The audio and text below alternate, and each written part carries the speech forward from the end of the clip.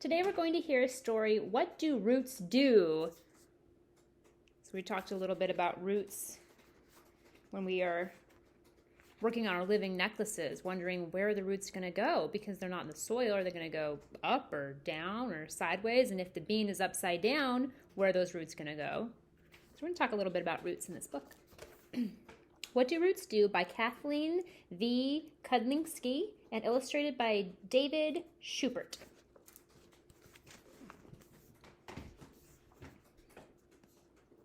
What do roots do for their plants up above? They hold them up straight when the wind gives a shove. I just planted a little fig tree in my yard, and because the roots aren't strong enough yet, I had to put down some stakes, that's like wooden poles, to tie to the tree so that when the wind comes, it can stay upright because those roots aren't strong enough yet. They hold them upright when the ground's on a slant, and they hold them in place if you play on the plant. Because he's swinging from that tree. How else do they use this underground link? Plants are all thirsty. They use roots to drink. Roots are like a straw, almost. They get the water and they bring it up to the plant. The roots branch out small, then tinier still. The teeny root hairs drink the thirsty plant's fill. Roots suck water in, then they send it up high through tubes far too tiny to see with your eye. That is like a little straw, isn't it? All those little roots underneath the ground that you don't see.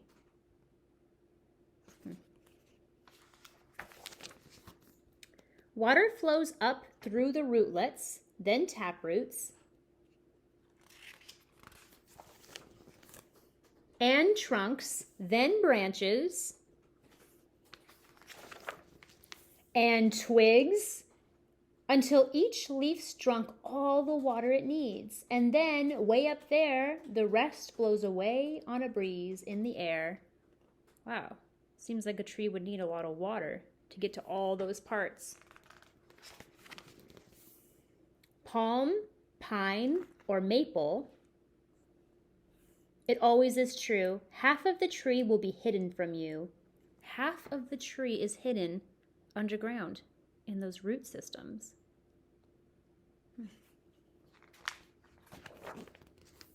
Shadowed by treetops, green ferns and moss grow, so do their roots in the darkness below. So there they show underground what the roots would look like. Not as big as the trees, but they're still there. Reaching out, looking for that water, holding that plant in place. In sunny yards full of grass, weeds, and clover, you could see all the roots if you turned the dirt over. But you wouldn't do that. It wouldn't be wise. When you break off its roots, a plant often dies. So there was a patch of grass that I got pulled up, but it's not going to grow back okay because of the roots got damaged. Sometimes if you damage the roots too bad, it's not going to grow back. Sometimes it will if you give it enough time, but not always. Your garden is brightest and makes the most flowers when the roots have been watered by hose or by showers. It's so important to keep things watered, especially in the summer on those hot, hot days. It was a hot summer. I had to make sure my trees, they're such sunny spots. I had to give them a lot of water this summer. She has a watering can.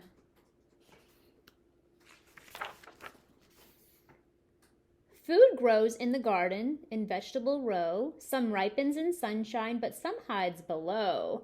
Carrot and radish, potato and beet. The underground root is the part that we eat. There you see the root is underneath. And that root is actually what we eat. We don't eat potato leaves. We don't eat carrot tops. You can eat beet greens. You can cook those up and eat them. Radish tops, you can also eat those too. You can add them to a salad. I'm not so sure about carrot or potato. I've never eaten those. I'm not sure that you can eat those. So you pull it out and you get to eat the root. The roots of a cactus spread far to the sides or reach deep in soil for water that hides. Why do you think they'd reach far to the sides rather than down?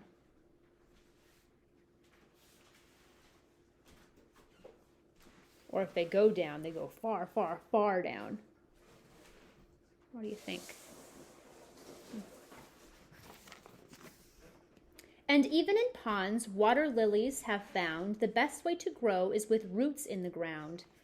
If you've ever seen water lilies on top of the water, like in a lake, they have those roots all the way down and then even further down. They're all connected. Pretty cool. So under each tree is a tree made of roots, and under each rose and beneath bamboo shoots, wherever you look at a plant short or tall, remember you don't see the whole thing at all.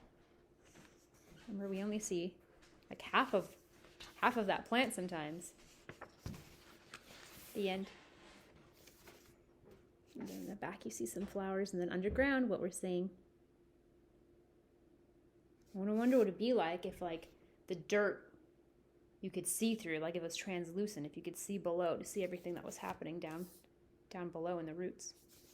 All right, I hope you enjoyed this story.